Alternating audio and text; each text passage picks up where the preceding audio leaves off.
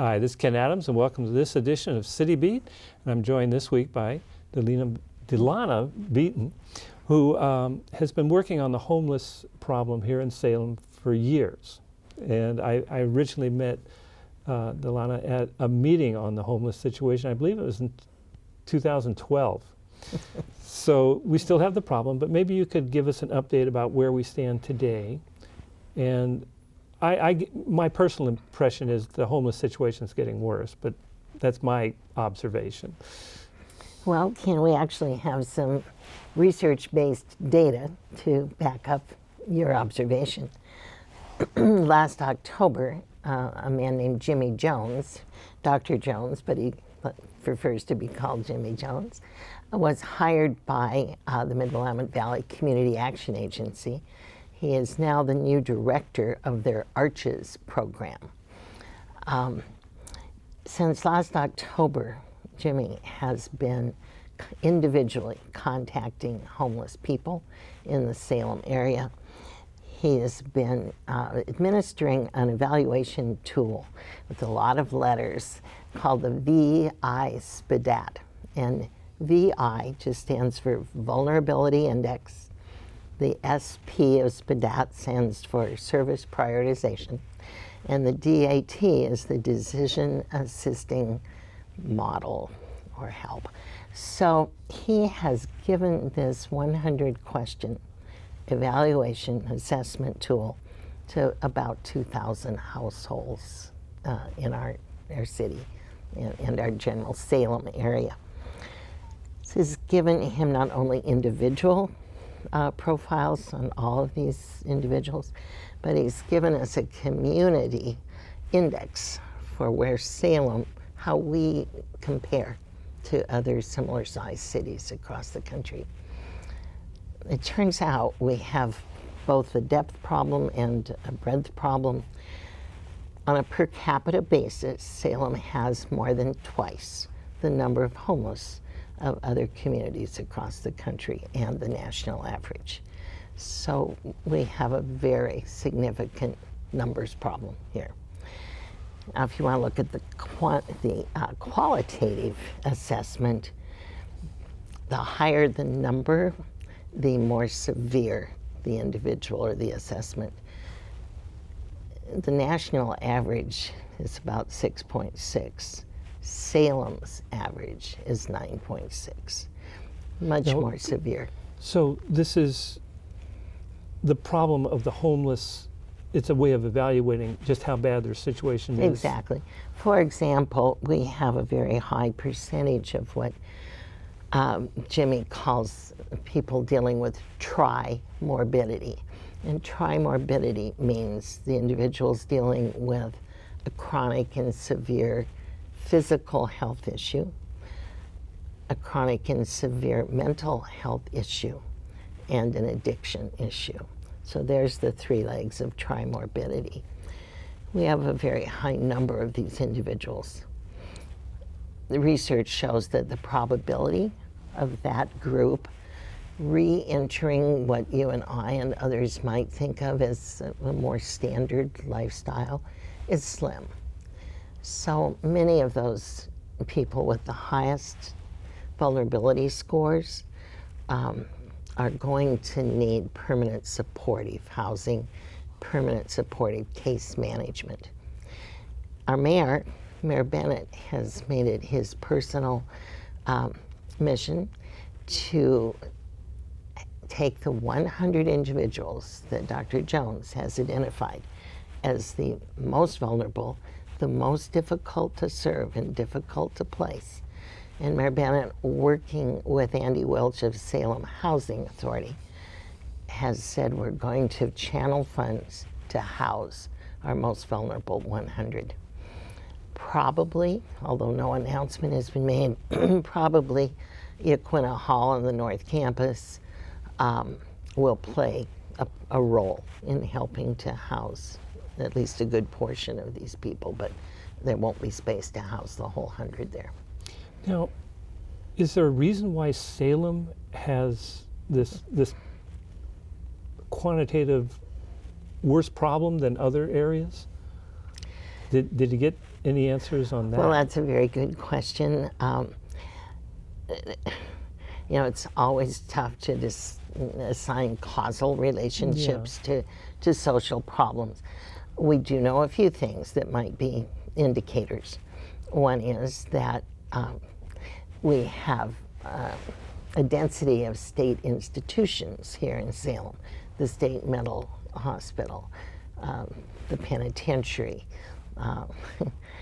and others, and we closed Fairview here in Salem. So we put a lot of people locally out on the street who are released, stabilized, supposedly able to re-enter society and care for themselves. But if they don't have supportive services and resources to help them do that, it's unlikely. So they end up on the streets. A lot of them do. Nobody can say everybody. But Right. yeah. But that's, I was just curious because it, nationwide is, if this is the level and Salem's up here, Salem's twice. there's got to be some sort of reason.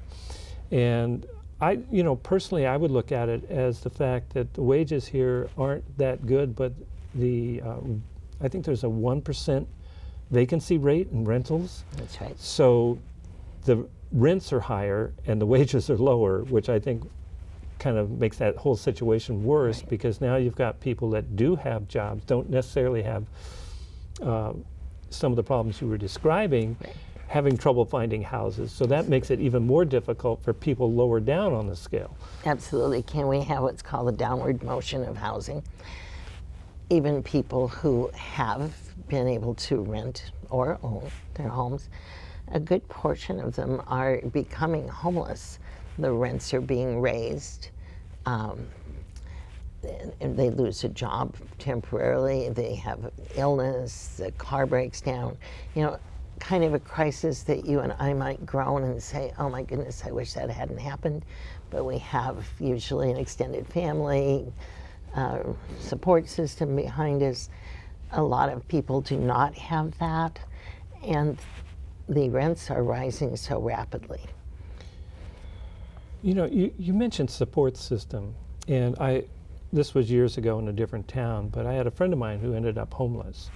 And he moved out of town because he didn't want people he knew knowing he was in that situation, which then compounds the problem because now you've moved someplace where nobody knows you. You have no support. No support. Yeah, it's true. And Salem has some wonderful programs, but they're maxed out. An excellent shelter for homeless families, St. Francis. They do a superior job of giving support, but they can only house 13 families. They top out their waiting list at 30 because they don't want to create false expectations by letting it run up much higher.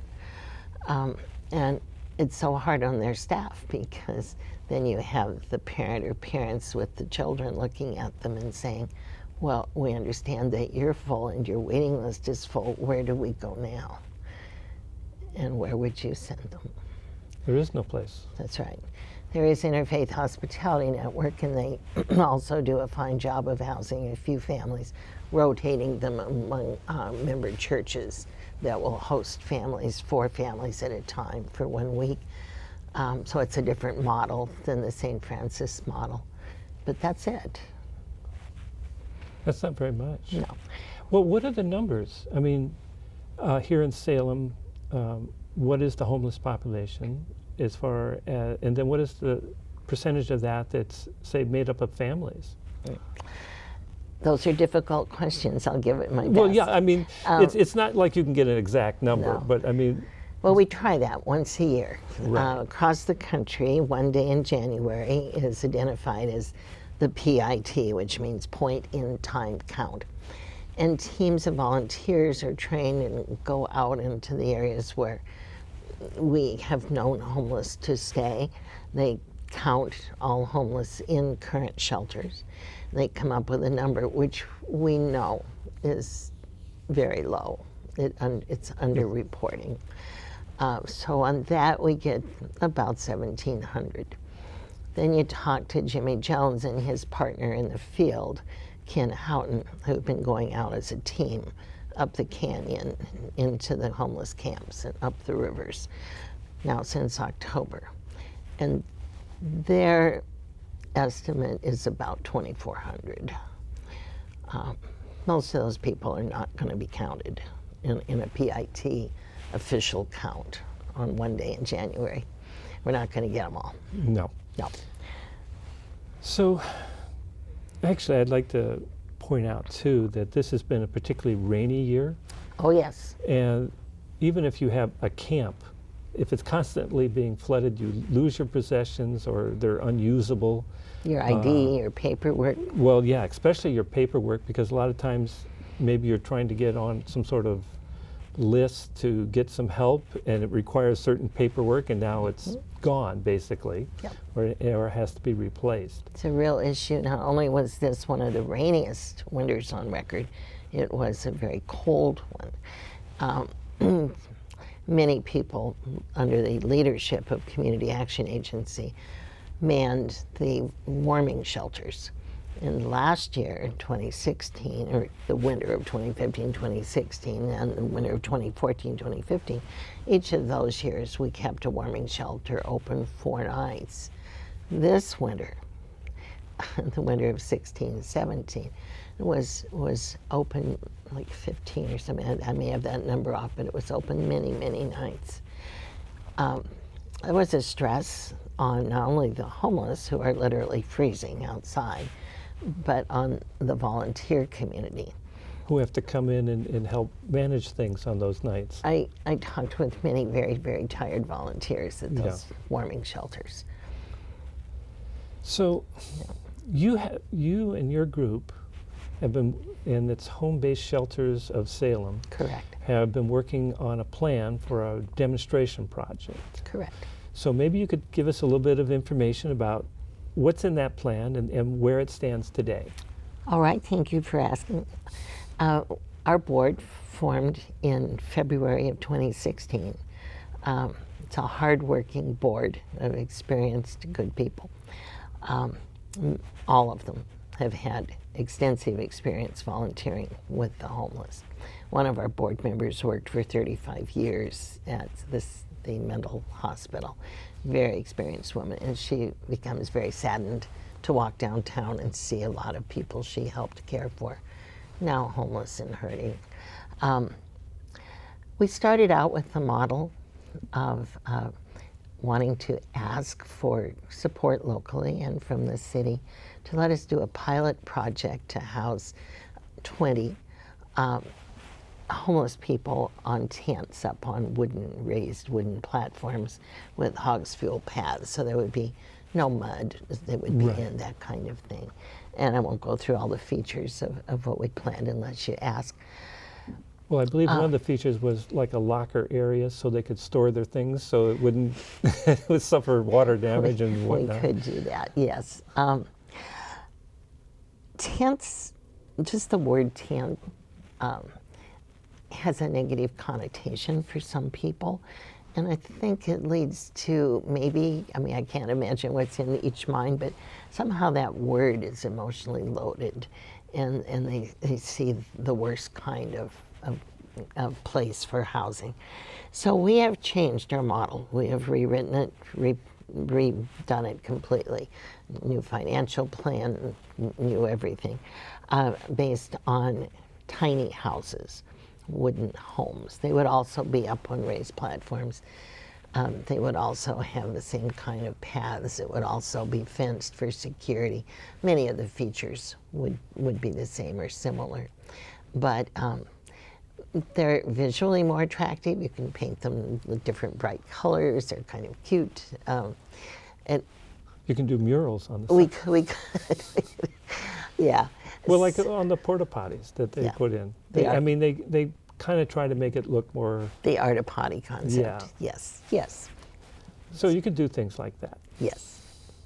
So that's going to be our next presentation to the city. Would that be approved?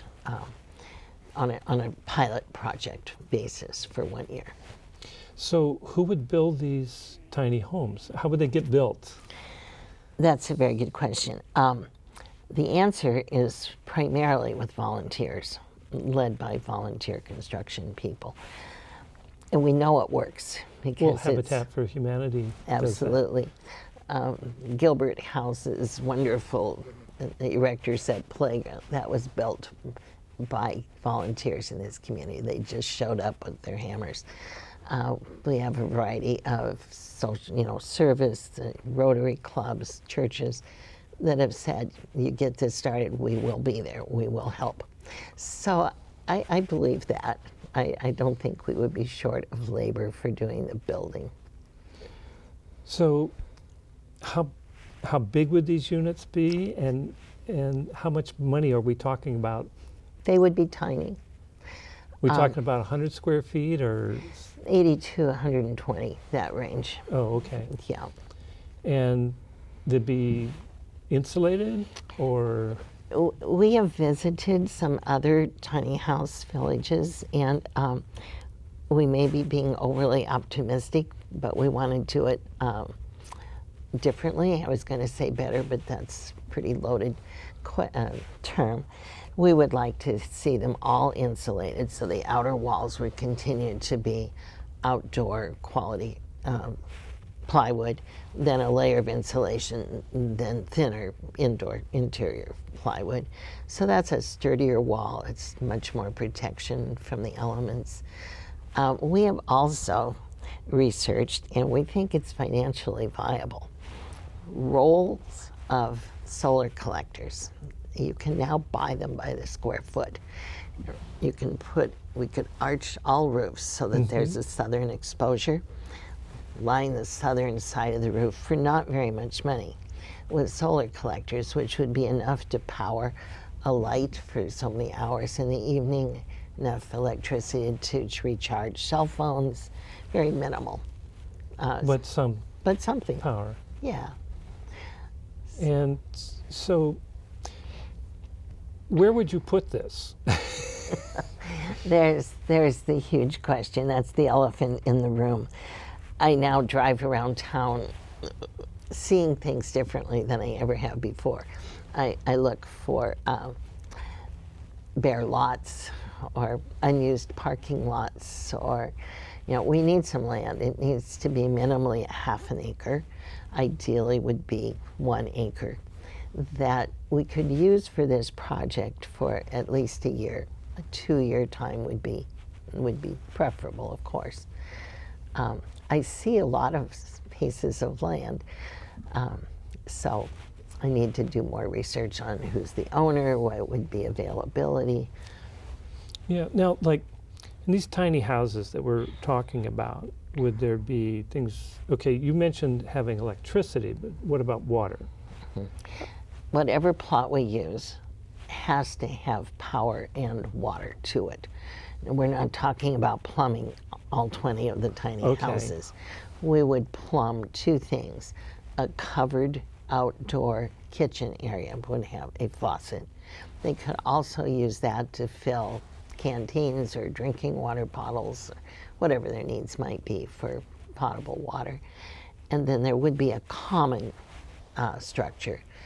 Other cities, we've seen them use yurts or plywood built structures that are just larger. That would have electricity to it. Typically, in our vision would be that would have a coffee pot going round the clock, a space heater, small space heater, a microwave, and bands of charging places for cell phones and other devices that people need to charge. And that would be in a larger structure that anybody from those tiny houses could then use. Could come in and be warm and sit down. Yeah. Out of the elements. Yes. Yes. Yeah, because I've seen over at Bush Park where they have the horseshoe pits, the covered horseshoe pits. For a while there was a number of homeless that were using just those, and the wood doesn't even go all the way down to the cement floor. Yeah. So, I mean, that's some sort of shelter. But, the city wants to doesn't want it being used for a shelter. No, it's a park. Yeah. And we never at any time envisioned using any public parks. Right. They are already filling a purpose. Yeah, that it's a different purpose. It's a different purpose. Yeah. But so you've been looking for some possibilities around town. Yeah.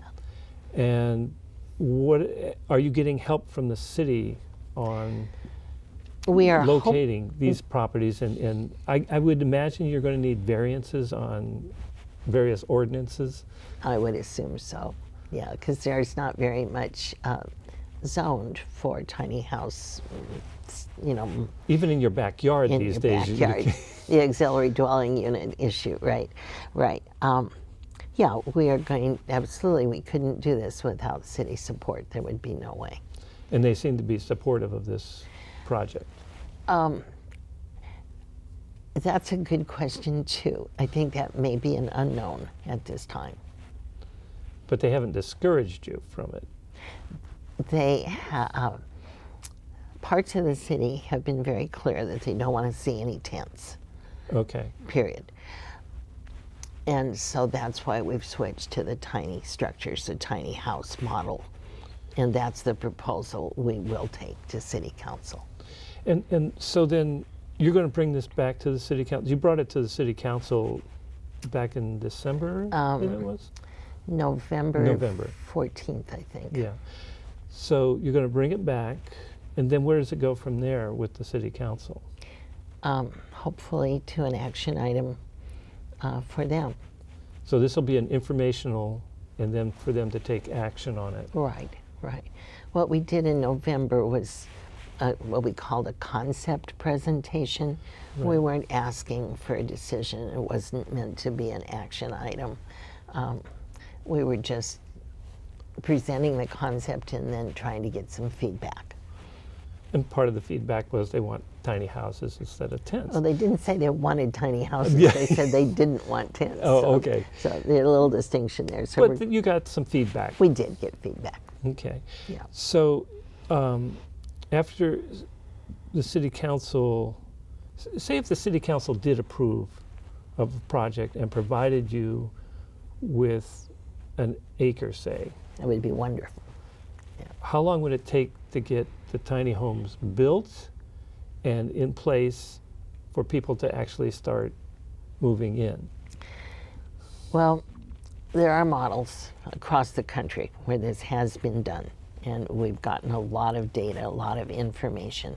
Of course, there are a lot of local factors: how quickly do volunteers come, how much materials would be donated or purchased at discount, where would the actual construction happen. You know, it's very helpful to have a building or even a large shed that can be used to gather materials and do some of the construction off-site preparation work. So there are countless factors. So we would just have to see what Salem can put together. So is this something that can be done within a year, do you think, after you get approval? We are so committed, we being our board, to try to get this on the ground and available to house at least another 20 people before next winter hits. So that's where we are. But we need the community to come with us. So, so you'd like the community, like the next time when you do have the informational project put in front of the city council, you'd like people to show up. Oh, in that would be support of it. wonderful. Yes, and applaud loudly. And yes, we can't do this alone. And so I'll be putting up information in the credits with how to contact you. Thank you. And so that if people want to get engaged further, they can do that. So your group is trying to raise money now as well as put together this plan so that they would have some actual funds to do this? We are a 501c3, you know, with the IRS. We have a bank account. We have an excellent, highly qualified treasurer. And we have a few $1,000s in our checking account that people have literally just written checks and mailed to us at our P.O. box. I've been pretty adamant, and the board agrees with me. We have not touched any of that money. I said, look, we're still velveteen rabbits. And I do not want to spend anybody's money on pretend projects. If we become real, the day we become a real rabbit, then it's there, and then we need a full press for fundraising, because all these materials will cost money. So now you've interviewed homeless yourself as Oh, well, and maybe you could tell us a little bit about how these people become homeless, and maybe what we can do before these. I was pleased to see that the city budget committee, I think 2 days ago now, listed as their highest priority the fund for rent support to prevent homelessness. If that is coupled with effective case management, you can maybe keep some people just hanging on by their fingernails in their units, in their homes. Without that, what makes next month different than this month? But that's the ultimate question about rent support. Because we've got to make the overall situation more positive. And keep any more people from becoming homeless. Yeah. There's so many subgroups among the homeless that, there's the stereotypical, what we used to call a skid row bum, years and years and years ago. There's some of that group, but there are also healthy young families who lived in a nice place until last month, when either dad lost his job, or the rent was doubled, or the car broke down, or whatever happened. So we have that group that we call the new homeless. And there's powerful data to suggest that if you can identify and work with the new homeless and get them back into housing quickly, it's very effective. The longer an individual or a family is without housing, the more vulnerable they become. And it also affects their health. Absolutely. And I've known homeless during various periods of my life. I've seen them, talk to them, and like that. And I'll never forget the time that this one person that I knew for quite a period of time, I always thought he was like 10, 15 years older than myself. It turned out when we had one discussion, it turned out he was the exact same age as I was. Right. No, it's very... It ages you quickly. It's very aging. Yeah, it does age you quickly. Nutrition's a part of it. Working as a volunteer only in the warming shelters, it's really a deep concern, because the deep chest coughs go on all night throughout wherever they're on their sleeping mats. These people are sick. It's the middle of the winter. They've been out in the freezing and dripping wet all day. And then we bring them in for a few hours and kind of warm them up, and that's great. I mean, the ones who might have succumbed that night don't, but it doesn't make them healthy. Well, Delana, I want to thank you for coming in today and talking about this, and we'll be getting an update from you later on. Maybe we can do it before the presentation from the City Hall. And I want to thank you again for coming in. Thank you, Ken. Thank you for having me. And thank you for watching City Beat, and join us next time.